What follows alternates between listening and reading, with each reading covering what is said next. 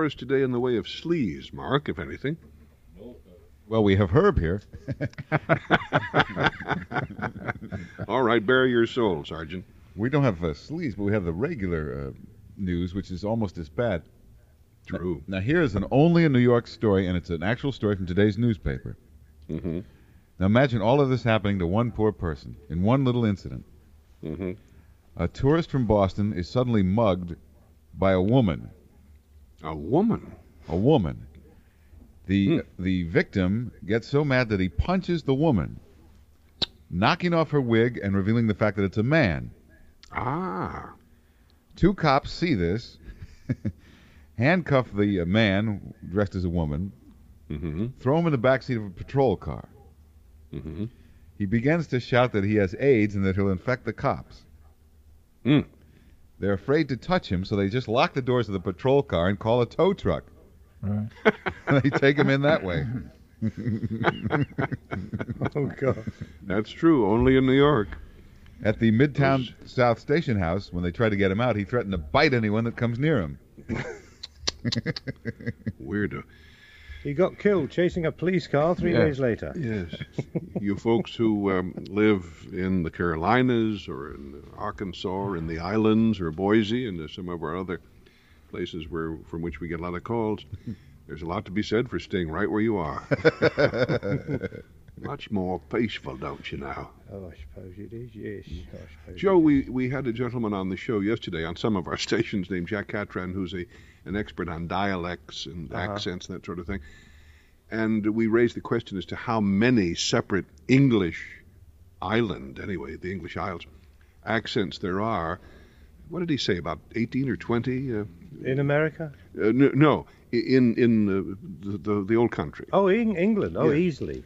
Then if you include the Scots and the Welsh. Well, there's the Cockney, which it's in London. They talk like that. You know, hello, Steve, nice to be on your show, mate. Yeah, a bit of all right. Have a cup of tea when we finish. You've heard them in all the films. They talk like that. Then, of course, their parents do terribly well on their barrows or selling streetwares and send their children to a good school where they can speak very much like this. And they even don't speak the same anymore. They wouldn't say 30 pounds. They'd say 30 pints.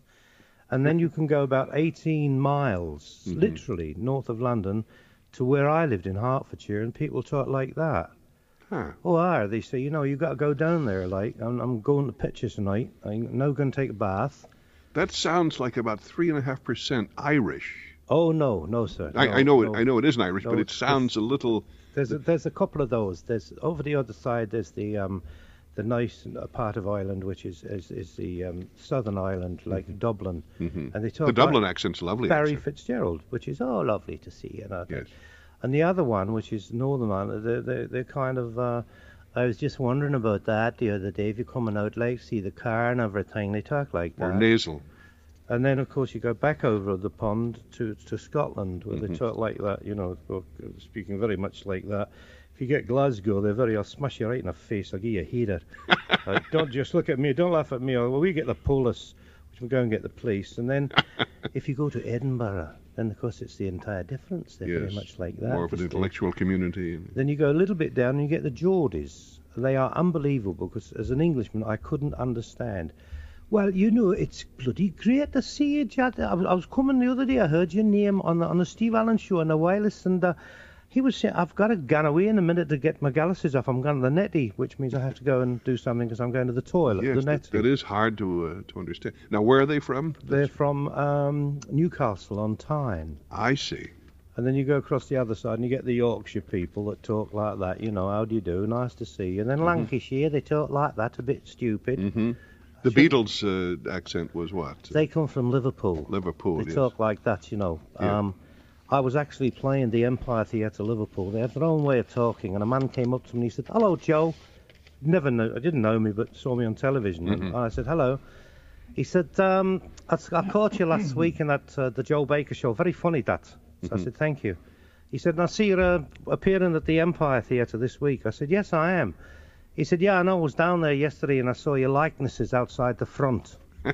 Your likenesses? Your pictures, you know, in the little box in the Joe Baker. And he said, "I saw your likenesses." They talk like that. Language is like a plant that grows luxuriantly in different places in different ways. Oh, absolutely. Yeah. And even more, I'm doing a lot of... There's a lady in town called Barbara Harris, and she's got a little group of loopers. When I'm not doing anything, I go in with this team, and we do all big films, movies, parts where they need to put bits in. And if it's any specific, I did one last week, South African. In other words, if the original actor is no longer available, or he spoke another language? Or? Atmosphere. If you see a bar... Oh, I see. And the star is talking to the lady, you wouldn't have silence, as you know. You'd have people talking. And this lady is she's very hot on the fact that if they are South African, they've got to be able to speak South African. So I did a picture last week, and I was all the day talking like this and saying I come from Johannesburg. And people always say to me, are you from South Africa? And I want to punch them because I'm from England. And I think we don't sound at all as the same when people say, are you from England or South Africa? Because the South Africans talk like that. And, of course, we speak like this. Thank God. Fascinating, those little distinctions. South Africans sound a little like Jackie Mason. Yes. Did you? I remember him. Yes, that's right. The kind of some cadence there that sounded like him. Yeah. Walking along the street. Now the South Africans are the descendants of Afrikaans. The Dutch. Dutch. I see. So perhaps Jackie Mason's grandfather was from that part of Europe. Yes, that's the way that they talk like this. Yeah, all the time. Those accents. Three women walking the woods. Yeah. In this town, there's 3 women for every man. There are reasons for those things. They're never causeless. Well, we're just about out of time. Well, isn't that nice? Out of nerve. We're only obliged to fill up an hour at a time, and we've done it again, gentlemen. We do thank Joe Baker for visiting us. Joe, hang around on some of our stations. We'll be continuing, and it would be a delight to have you continue to join us. And Herb and Mark, you hang around too. Sure. Bye-bye, Mark. Bye-bye, Herb. Bye-bye. Well, we'll pause for a moment and then come back and wrap up this hour on The Steve Allen Show on the NBC Radio Network.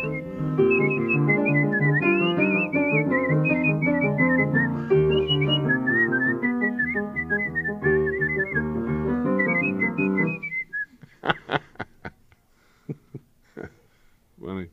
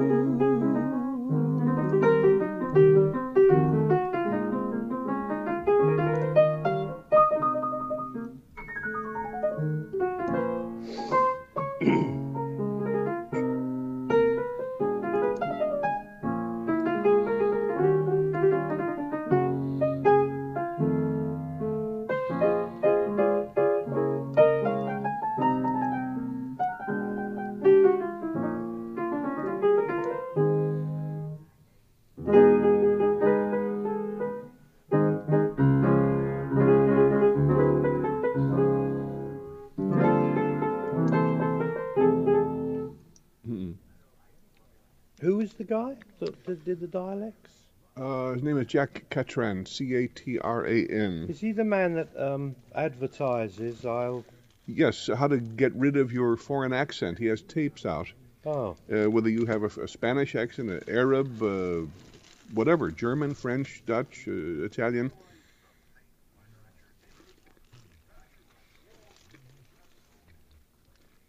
Like some No, I'm already up. You're listening to The Steve Allen Show on the NBC Radio Network. We hope you'll join us every day at this time. Well, that's it for this hour of The Steve Allen Show. And we thank our Stephen Leacock fans for having stuck with us, and Mark for putting up with that reading, game trooper that he was.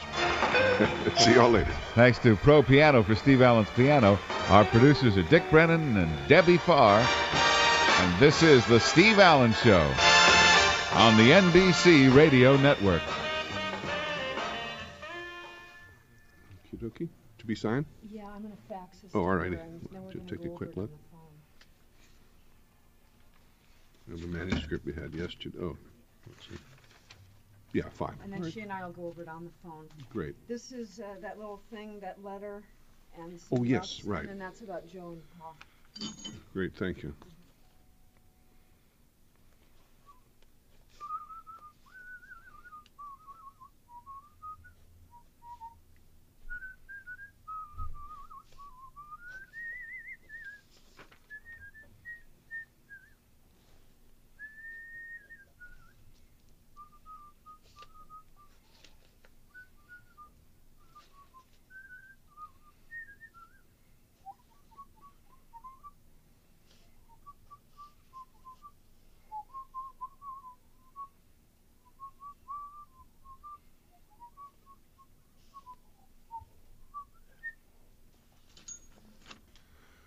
We have, Debbie, some more pink pages if anybody's available.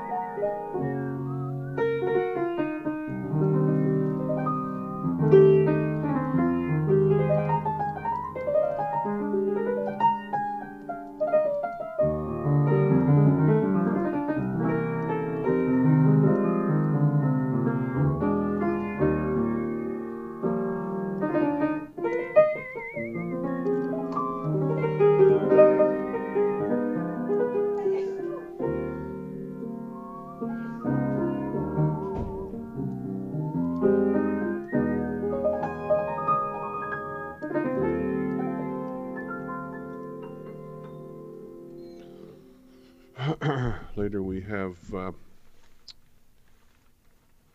Joe Stafford and Paul Weston coming in. They used to do comedy albums where he would play rotten piano and she would sing just a little bit flat or sharp.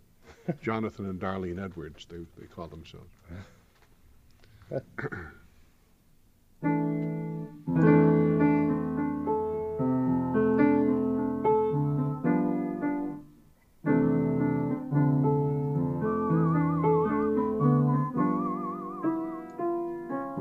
This is everywhere except LA, is it? In a lot of cities, yeah. This is the last week, by the way. I've been doing it for almost a year and a half, but it's taken up a hell of a lot of time, and it takes 3 hours on the air every day, plus about a half hour each side of it, getting on and off. And it's getting me very far behind on some of my writing assignments. How's the family, Jane? They're fine, thanks. How's Bill? He's great. He's over at Mary Tyler Moore. No. Last couple of years. I had a word with him. I said to keep his ears open if there's anything that would fit me there, other than being an actor. I'm getting tired of all this waiting for interviews, and then there's a strike, and then we'll get another one coming up. Yeah. And he said he certainly would. Good. Plus, there's a guy written a movie which he wants me to be involved in, so I'm letting them do all their bullshit talk, and then see if there's any money in it, and then do it. Great. I've been writing some bits which I'm keeping to myself until I get the money thing done.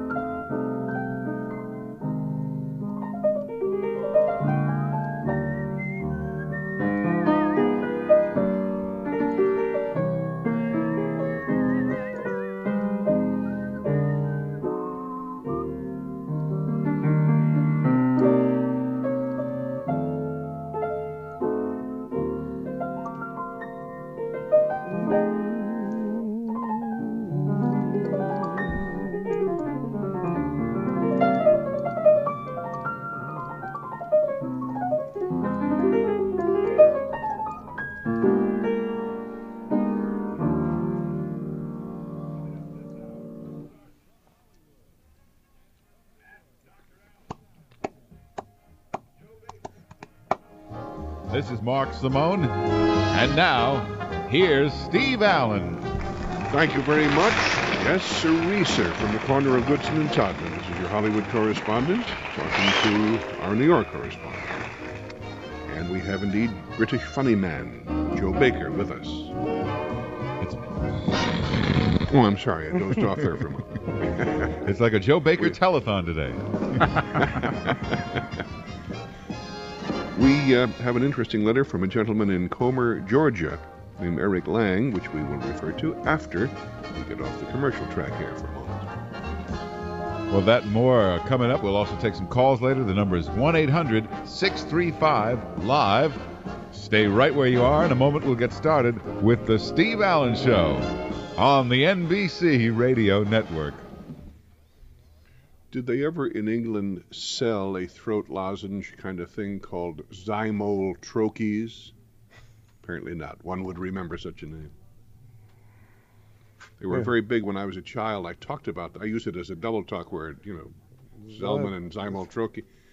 And somebody finally found some in an old pharmacy and sent me a box. Zymol troches. No. My mother used to use them to, as we say, sweeten her breath. Didn't work. I missed you the other day at DC Follies. Oh, were you there after I was? No, I was good. What's his name? The kid. John Rourke. He does the Reagan voices and Oh, I see. things. Yeah. A lot of clever guys on that show. Yeah. Because I left my tape upstairs.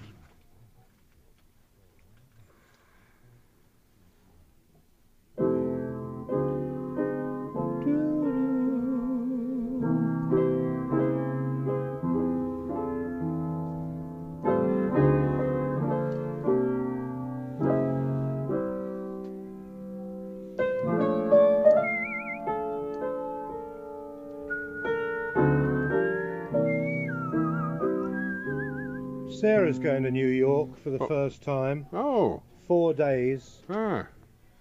It's quite a culture shock. She wanted to go and see David Letterman. Ah. Of course, everything's on strike. Oh, that's right, yeah. Pity. Saturday Night Live strike.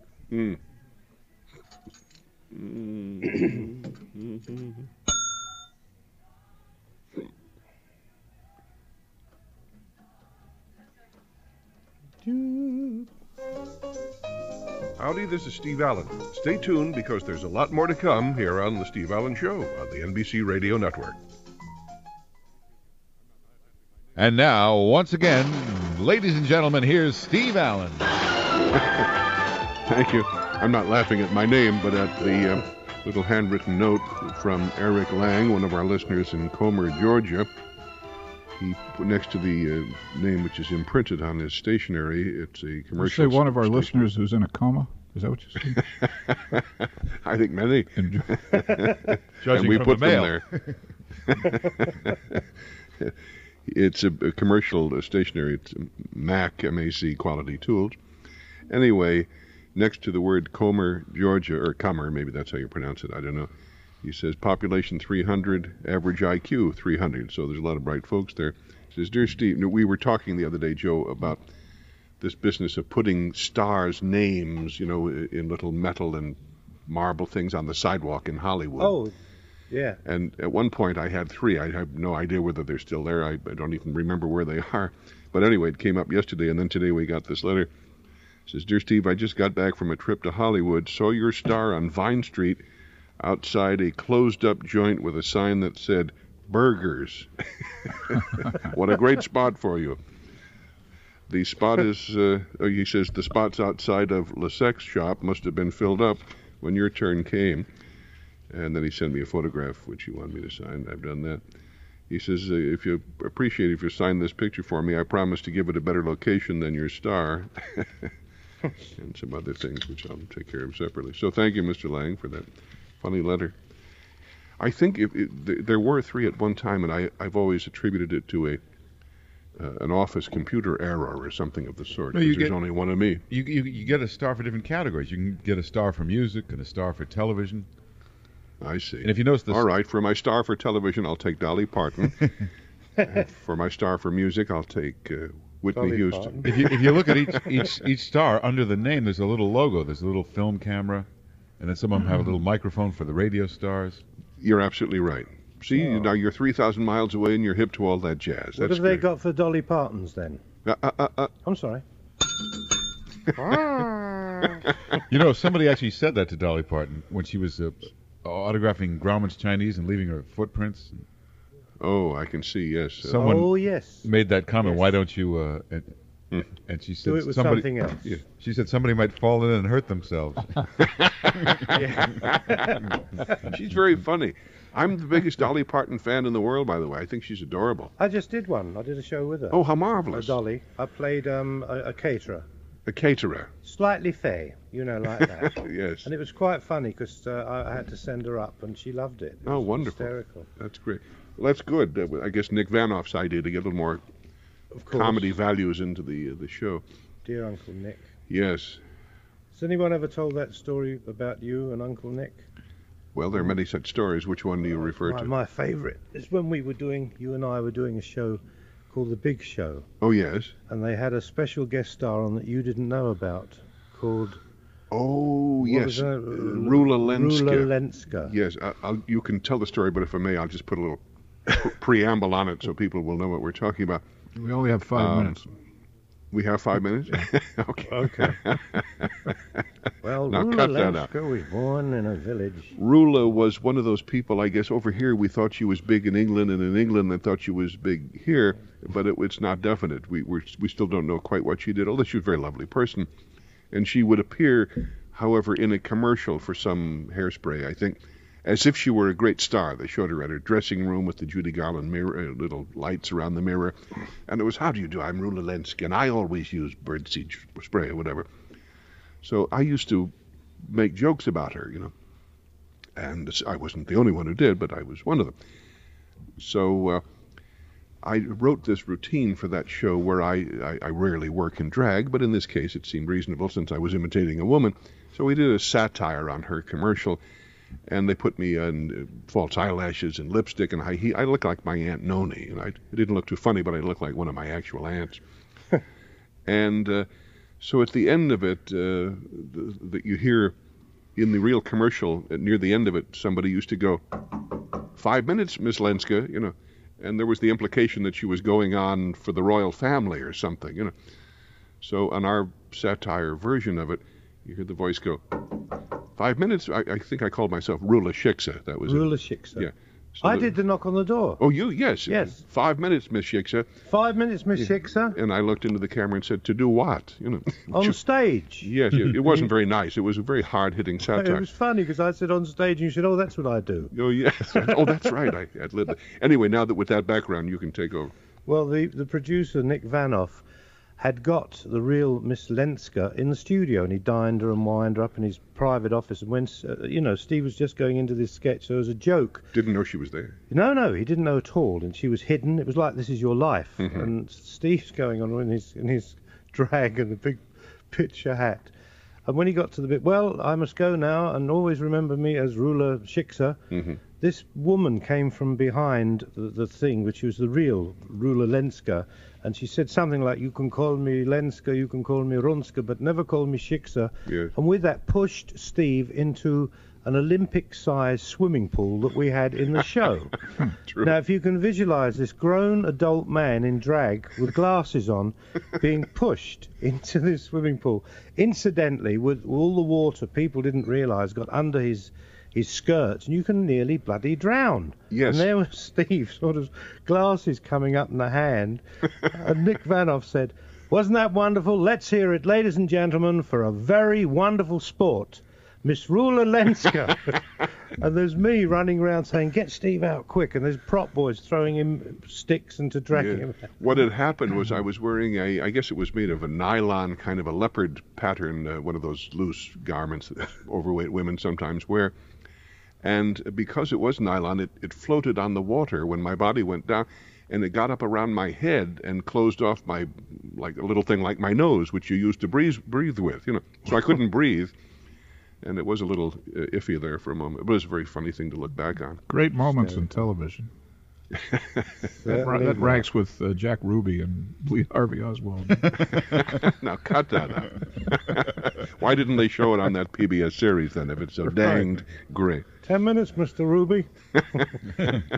To do what? Oh, that's what I do. Well, we certainly had some fun on that. Comedy plus time equals tragedy. Yes. So we were doing comedy, and then just a little time, and now look what we're doing. Well, we have to pause for just a moment, but we'll be back in a second with more of the Steve Allen Show on the NBC Radio Network.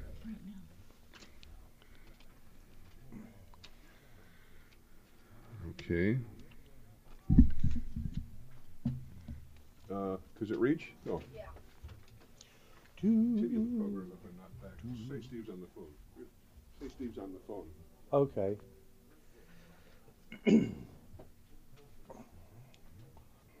I see Mark. Yeah, right. Well, it's nice of you. Hi, this is Steve Allen. We hope you're enjoying the show on the NBC Radio Network, and we invite you to tune in at this time every day. You're listening to the Steve Allen Show. Joe Baker is with us. Herb Sargent is here in New York. This is Mark Simone, and once again, here's Steve Allen. Oh. And we have a mystery caller. You do? Is Steve so there? So do we. Have no, we lost him? Actually, he's on the phone. Oh. You don't think the mystery caller has the other line, do you? Well, tell him we'll call back. Tell him we'll come back in a few minutes. Don't bother him. He's busy. Leave him alone. No, this could be my big chance. Would you like to see me juggle? This actually happens now and then. Unicycle bit. Sometimes we come back from the commercial. No, this is it. The star's gone, and it's my big chance. I'm now juggling with 3 apples, 1 apple behind the back. Oh, he's come back. That's it. Well, if you could untie him and take the gag off. Is there a gag around here that I'm not controlling? Did we call it a bad time? No, it's a lovely time. No, I just had to take an emergency call from my attorney. And I know, but we came back, and the guest said he's away from his desk right now. That's a Hollywood expression. Is your attorney suing you again? What's that? Is your attorney suing you again? My attorney, Bernie. Well, what I was going to say is we have a call on our hotline. Oh, how hot could it get? Let's check it out. Hello? Hello, darling! Well, it's Jane. Jane Meadows, my goodness. Darling. Say hello to Joe Baker, sweetheart. Hello, Jane. Sweetheart. How are you, love? Hello, Herbie. Mark, you laughers, you. Darling, I have some good news. I just spoke with our attorney. And Yes, Hollywood dear. Squares called. They're doing a show with sisters, husbands, sons, and grandsons. So you, me, Audrey, Bill, Dr. Stephen Bradley will be in one square. And we'll be sitting next to the Manson family, darling. It'll be wonderful. Also, I'd like to plug my new book, Beauty on the Outside is Unimportant. It's what's on the inside that counts. That's why you should always eat your makeup. How are you, darling? Fine, sweetheart. I So miss wonderful you, to hear. I miss you, sweetheart. Well, I love And you as all. matter- My love to everyone. Last night I missed you. Too much time. I was sitting here watching a hilarious Donahue show. And I realized, wait a minute, my darling is on the radio. So I had to turn it on. Well, you turned me on, darling, Well, so I that's turned very you on, sweet. darling. I've only been up for 4 hours and I'm still not dressed. I can't decide whether to wear the wetsuit inside or out today. It looks so Well, good with a miniskirt on the inside, but it's tough to put Shouldn't- shoes on with those rubber feet. I suppose so. Well, So how are sweetheart, you, darling? Where were you last night? I called. I was out calling you, sweetheart. Certainly.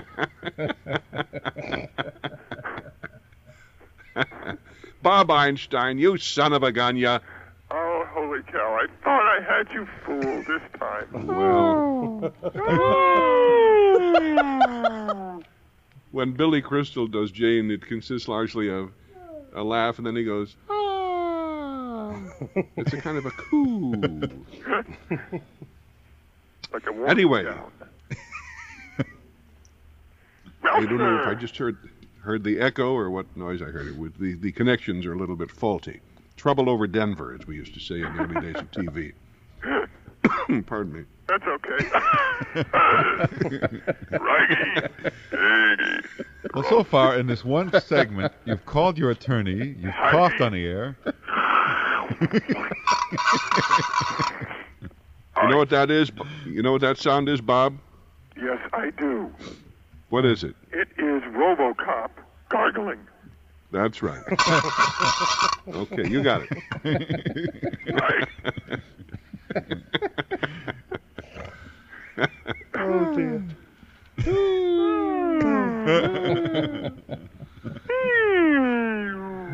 Here's today's dumb criminal story. Let's hear it. All right, good. It's the same guy or a new dumb criminal? Well, every week we find a dumb criminal. Remember the bank robber? That's right. They all are in one way or another, but go ahead. A group of convicts attempted to escape from a prison, and using forks, knives, and implements they made, they tunneled out. Then they had nothing to eat with when they got out. The cons nearly made their escape, but it turned out they had tunneled into the wrong spot and came up in the prison yard. Oh boy. Isn't it funny how when you see a movie, there's something that is in all of us as spectators that makes us root for the protagonist. Now, it can be a scene where there are 9 people who have murdered their own mothers in cold blood, blown up a convent, burned down an orphanage, the worst scum in the history of the humankind. And when you see the movie where they're trying to break out, part of you hopes they'll make it. Isn't that weird? Well, you never really know what they did. It's always you come up and they're in there for something. Yeah. But you may rest assured it was not for jaywalking, you know. Well, but it might have been in there to make the picture. Are you resting assured? I always rest assured. On your lazy boy recliner. So what happened when these guys got in the yard? They were immediately captured by the guards as they came out. And they dug their way back into their cell. They came out of the ground and saw their shadow, and it meant 6 more years of solitary. And they ordered a cellular phone. Cellulite phone where you talk to your own fat. Celery tonic. That's not a joke. It's just something I said with my mouth. It made no sense, but it was funny. You laugh at the really dumb stuff. Are you eating? I know when you're going, No, I'm. You're drinking. That means what? I was trying to hear what you said. Oh, nothing. What's that noise? What noise? It's like a crackling. That's it's only on your phone. RoboCop shaving. RoboCop doing a stand-up. Oh, dear. I wish I knew some RoboCop jokes. So you have any sleazy news before I leave? Well, we do, but we only have about 10 seconds here. Well, I'll give a nice short story. Woman gives birth to a... My wife came back as a greps, my boy. My wife came back as a greps. Boy. Well, that's a song we played a week or two ago, Joe. We'll stop for just... I wrote a letter to you. I dictated a letter to you, Bob, which I signed this morning. And I saw that your address was given as somewhere in Universal City. Is that correct? Well, we'll be back in just a moment with more of the Steve Allen Show on the NBC Radio Network.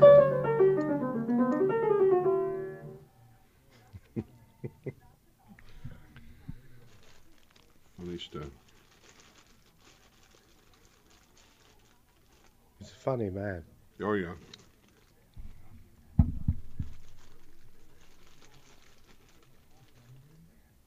He's Canadian, isn't he? Is he Canadian or? I don't think so. He's been doing the show up there with John Binder, but no, he's from Beverly Hills. He's the son of a once famous comedian of the 1930s and 40s called Parkyakakis. He did a Greek dialect character, and he worked on an old radio show with Eddie Cantor.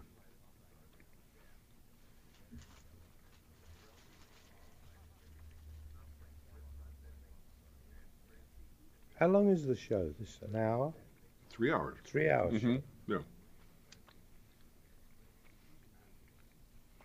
Is there anything? Good. You're sitting on something. Without a little pad, those chairs get a little heavy, a little hard.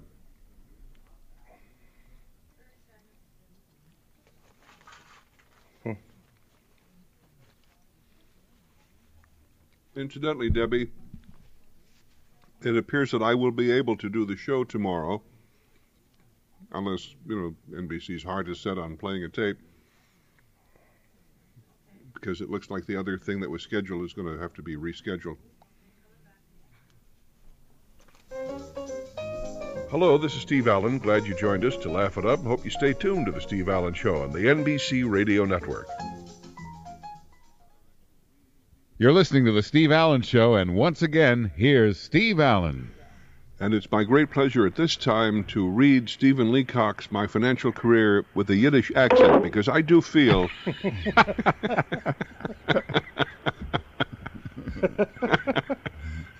Listen, if it works for Jackie Mason, why wouldn't it work for me? Why wouldn't my brother-in-law work for me? Bob Einstein, are you there? I'm back. Do you know that earlier he finally read Stephen Leacock's book? Yes. And now he's doing it again? No, but you missed it. You missed the reading of it. But I'll get it. You'll send me a tape. I'll hear it on sure. the air. It was everything we hoped it would be. Was it Chameleon Plus? It was. Just for that, my left hand is reaching out. What happened to the Sleezy News we were going to talk about? Oh, that's right. I have a story here about a sleazy chameleon. We have another my God. Only in New York story. All right, what is it? In the All right, what is it? He's like in a bar with a gun. All right, what do you want? He's about to blow your mother's head off. No, he's on a 7. All right, creep. It's a 5-second brain delay. It really is. What I was looking at here... There's something you shouldn't say. No, I'm looking at here a tree frog the size of a Malaga grape will do nicely with several 4 or 5 inch chameleons. It doesn't say what it will do. It will do the hucklebuck, perhaps. With comedians? No, Joe, chameleons. Oh, I'm sorry. It's like Joe's supposed to understand. Joe's supposed to understand from coming into this country and listening to that sentence. Well, Joe knows that a frog needs plenty of Joe humidity. doesn't care.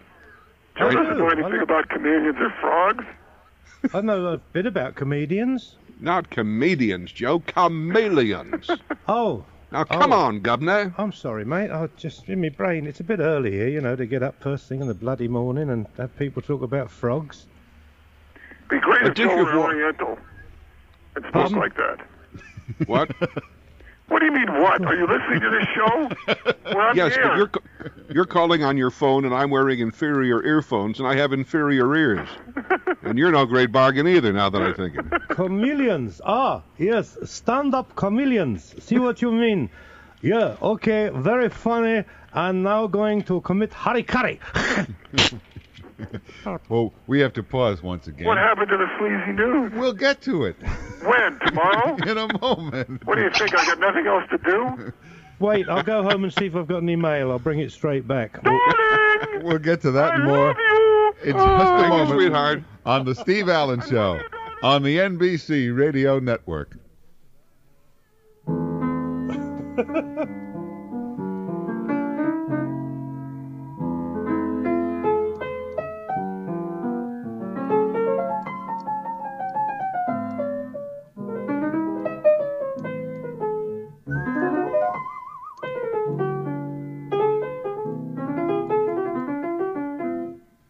I'll take a copy of this hour, Debbie.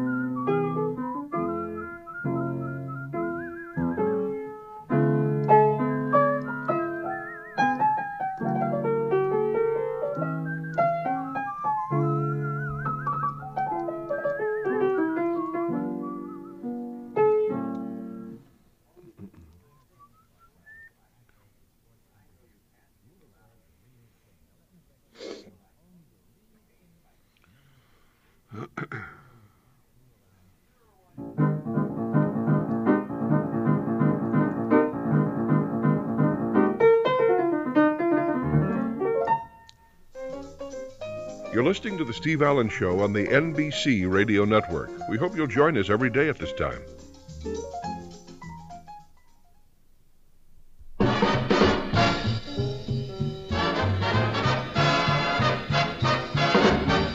You're listening to The Steve Allen Show. On the line from Los Angeles, Bob Einstein, star of the Super Dave Osborne Show on Showtime. Joe Baker. In New York, Herb Sargent. This is Mark Simone, and once again, here's Steve Allen. Yes, from the corner of Damon and Pythias, ladies and gentlemen, this is your obedient servant, Steve Obedient. Well, if you're ready, we have the Sleezy News. Am I ever ready? What am I, a battery? Yes, I'm Knock that off. From checkout counters across America, the supermarket Let's check news. out those counters. Ladies and gentlemen. For instance, this headline from the Sun. Talking oven drives family away from home in panic. Talking oven? The Alan oven, Funt, only kidding. It's like, good afternoon. Baked this.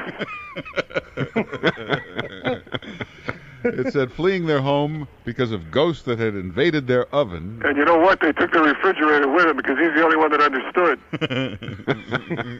Talking appliances.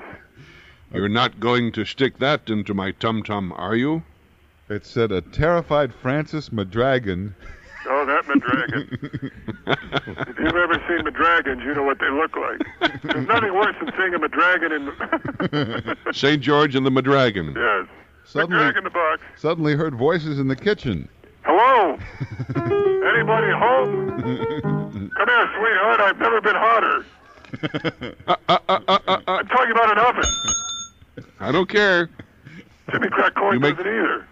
You make too many questionable allusions, Mr. Einstein. Thank you, sir. I appreciate that. They eventually fled from the house screaming. Help! There's an oven after us! Look out!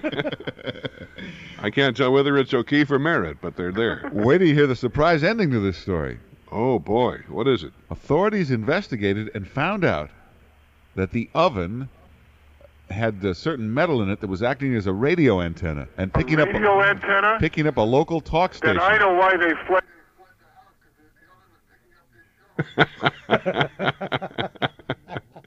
Fledermeister.